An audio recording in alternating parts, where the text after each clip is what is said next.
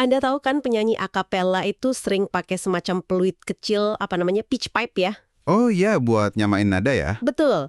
Nah, ternyata kalau kita mau pakai humor dalam obrolan sehari-hari, itu mirip-mirip gitu. Kita perlu semacam atur nada yang pas dulu, baik buat diri sendiri maupun buat orang yang bakal dengerin kita gitu. Menarik analoginya. Jadi kayak persiapan internal dulu ya? Iya, semacam itu. Nah, hari ini kita mau coba bedah bareng nih bab 3 dari buku The Elements of Humor karya Scott Dikkers.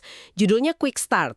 Bab ini tuh kayak panduan ngebut lah. Isinya langkah-langkah awal yang praktis banget biar Anda semua lebih pede gitu masukin humor ke cara komunikasi. Oke. Jadi ini bukan soal jadi pelawak instan ya, Iya. tapi lebih ke gimana caranya mulai aja. Betul sekali. Jadi, ya tujuan kita dalam penelusuran kali ini memang itu.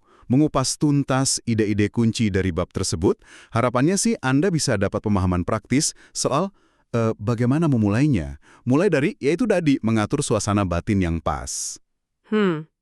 Terus melihat humor sebagai semacam tambahan dalam komunikasi, sampai ya berani menerima kalau kadang usaha kita mungkin nggak lucu.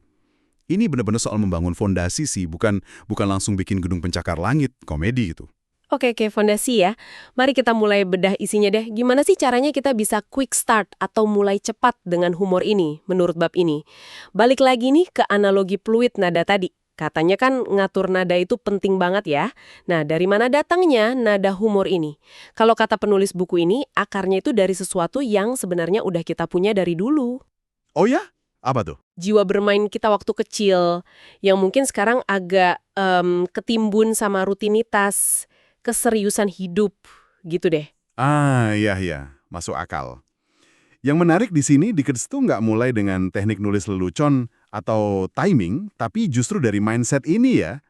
Ini nunjukin kalau fondasi humor yang efektif itu bukan di tekniknya dulu, tapi di sikap kita pas interaksi. Bener. Jadi bukan maksa jadi lucu, tapi lebih ke membangkitkan lagi kesenangan alami ala anak-anak gitu. Nah, buku ini ngasih 3 cara super simple buat mulai ngatur nada itu. Apa aja tuh caranya? Simple ya. Simple banget. Pertama, tersenyum. Ya, bukan senyum palsu ya, tapi coba hadirkan rasa senang sedikit aja. Kedua, tertawa. Kalau memang ada yang lucu, ya tertawalah lepas, yang tulus. Ketiga, pakai gestur tubuh yang terbuka, yang nggak mengancam gitu. Misalnya telapak tangan menghadap ke atas. Cuma senyum, ketawa, gestur terbuka. Kedengarannya simple banget ya, tapi efeknya apa tuh? Nah, tujuannya dengan kita senyum atau pakai gestur terbuka itu, kita seolah ngasih sinyal, hey, ini aman kok, ini bersahabat, gitu. Oh, jadi bikin orang lain nyaman duluan ya? Betul. Mereka jadi lebih rileks, nggak defensif. Hasilnya, pesan Anda, bahkan yang serius sekalipun, jadi lebih gampang masuk, lebih nempel di ingatan, dan hubungannya pun bisa terasa lebih akrab. Oke. Dan, mungkin sebagai latihan awal yang konkret dari poin ini ya, coba aja mulai dari hal kecil. Mungkin, coba deh senyum ke diri sendiri di cermin pas pagi. Atau sengaja senyum lebih tulus ke kasir minimarket, cuma buat membiasakan diri ngaktifin otot keramahan itu. Wah, ide bagus tuh latihannya. Gampang dicoba. Oke, poin berikutnya juga menarik nih. Kita diajak lihat humor sebagai komunikasi plus. Maksudnya gimana tuh? Intinya, humor itu nggak berdiri sendiri, dasarnya ya tetap komunikasi. Ibaratnya nih, komunikasi biasa itu kayak kue bolu. Enak, bergizi, isinya informasi, gitu kan? Oke, kue bolu. Nah, humor itu kayak icing atau lapisan gula di atasnya. Nggak wajib ada sih, tapi kalau ada, Bikin lebih menarik ya? nah itu dia. Bikin kuenya jadi lebih menarik, lebih menggugah selera, pengalaman makannya jadi lebih menyenangkan buat semua orang. Tapi, perlu dicatat nih, plus atau kesenangan di sini bukan berarti harus selalu ngakak terbahak-bahak ya. Oh, nggak harus selalu lucu banget gitu. Nggak harus. Kadang, sekedar senyum simpul, atau rasa nyambung aja, atau suasana yang jadi lebih cair itu udah jadi plusnya. Udah cukup. Artinya, ini bukan sekadar ngomong asal atau buang-buang waktu pakai lelucon receh ya? Bukan itu. Kita tetap nyampein sesuatu yang bermakna, tapi dibungkus dengan cara yang lebih lezat aja.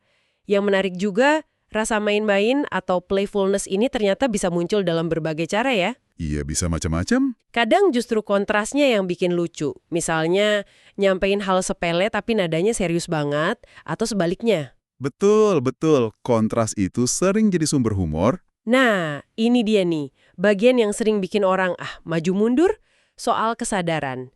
Buku ini ngingatin humor itu kadang bisa kayak bensin, gampang kebakar kalau nggak hati-hati. Iya bener juga. Jadi kita harus sadar banget sama siapa kita ngomong dan gimana situasinya. Tapi ada catatan penting nih dari Dickers di sini. Perlu diingat, Apa tuh? bukan cuma humor loh yang bisa salah sasaran atau nyinggung. Komunikasi yang datar, serius, atau tanpa humor sama sekali pun bisa jadi bumerang kalau kita nggak peka. Oh iya juga ya, komunikasi biasa aja bisa salah paham. Nah, makanya, jadi kesadaran ini sebenarnya prinsip dasar komunikasi efektif secara umum. Cuma, khusus buat humor, kepekaan ini perlu ditingkatkan lagi. Misalnya nih, perhatiin mood lawan bicara. Lagi stres nggak dia? Lagi sedih? Atau lagi santai? Oke. Terus, sadari juga dinamika kuasa atau hubungan. Lelucon yang aman buat teman dekat, belum tentu pas buat atasan di rapat, atau orang yang baru kenal. Oke, ini masuk akal banget sih. Tapi kadang muncul pertanyaan nih, kalau kita terlalu mikirin perasaan orang lain, terlalu hati-hati, nanti malah jadi kaku dong. Jadi nggak spontan humornya. Gimana tuh nyeimbanginnya? Pertanyaan bagus. Nah, kuncinya menurut buku ini ada di empati. Empati ya? Iya. Kesadaran itu bukan berarti jadi paranoid atau takut salah terus, tapi lebih ke kemampuan menempatkan diri di posisi orang lain. Coba rasain apa yang mereka rasain, pahami konteks mereka. Humor yang kena dan terasa hangat itu seringkali lahir dari kemampuan kita membaca ruangan. Membaca ruangan. Iya, nyamain frekuensi energi, terus ketemu mereka di level mereka. Jadi ini bukan soal nahan diri, tapi soal milih pendekatan yang paling pas aja buat nyambung. Dan kemampuan berempati ini nyambungnya erat ke poin berikutnya. Berani berpikir beda. Berpikir beda maksudnya? Gini, kita semua kan punya banyak kesamaan ya sebagai manusia. Tapi humor itu seringkali muncul dari cara pandang Anda yang unik terhadap kesamaan itu. Ini soal jadi otentik, jadi diri sendiri, dan sesekali berani keluar dari cara pikir orang kebanyakan. Jadi daripada nyoba niru gaya lucu orang lain, mending coba katakan sesuatu yang benar-benar dari kita gitu. Betul. Sesuatu yang orisinal yang mungkin belum pernah kita dengar orang lain katakan, yang nyambung sama apa yang kita rasain atau pikirin saat itu. Tepat, itu dia. Buku ini juga nyinggung kalau kadang hal-hal yang agak aneh, acak, atau nggak nyambung malah bisa jadi lucu ya. Betul. Penulisnya nyebutin sih, eksplorasi lebih jauh soal humor yang sifatnya agak gila-gilaan atau absurd ini bakal ada di bab lain, nanti dibahas gaya madcap, tapi intinya di sini tuh kasih izin ke diri sendiri buat mengekspresikan perspektif unik Anda, walaupun rasanya sedikit aneh atau konyol. Keaslian itu seringkali jadi sumber kelucuan yang nggak terduga loh. Wah, ini mungkin bagian yang paling bikin lega nih, setidaknya buat saya pribadi ya, karena ketakutan garing atau nggak lucu itu nyata banget. Iya, banyak yang ngerasa gitu. Buku ini bilang merangkul kegagalan itu penting. Gagal pas nyoba melucu itu katanya bukan akhir dunia. Justru sebaliknya. Banyak komedian profesional bilang pengalaman bombing, itu istilah buat gagal total di panggung, itu guru terbaik. Oh, bombing ya namanya. Iya, itu yang ngebangun mental baja. Jadi bagian dari proses belajar nemuin apa yang bekerja dan apa yang enggak. Dickers nekenin, nyoba humor itu bukan operasi penyelamatan nyawa di UGD. Taruhannya rendah banget. Kalaupun gagal, ya paling banter orang cuma diam sejenak. Atau Anda merasa sedikit malu, nggak ada kerusakan permanen. Malah sedikit goresan di ego sesekali itu bisa nyehatin, bikin kita lebih rendah hati. Jadi pesannya jangan terlalu takut salah atau nggak lucu gitu ya, coba aja dulu. Iya, coba aja. Kalau berhasil ya bagus, kalau nggak ya udah, anggap aja latihan. Buku ini bahkan sempat nyinggung ada cara ngubah kegagalan jadi bahan humor lagi. Tapi itu bahasa nanti ya. Iya, itu nanti masuknya ke meta humor. Pas humor itu sendiri atau proses melucu dijadiin bahan lelucon. Tapi buat permulaan ini, yang penting ubah cara pandang soal kegagalan.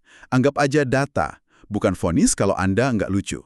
Oke, data ya, bukan vonis.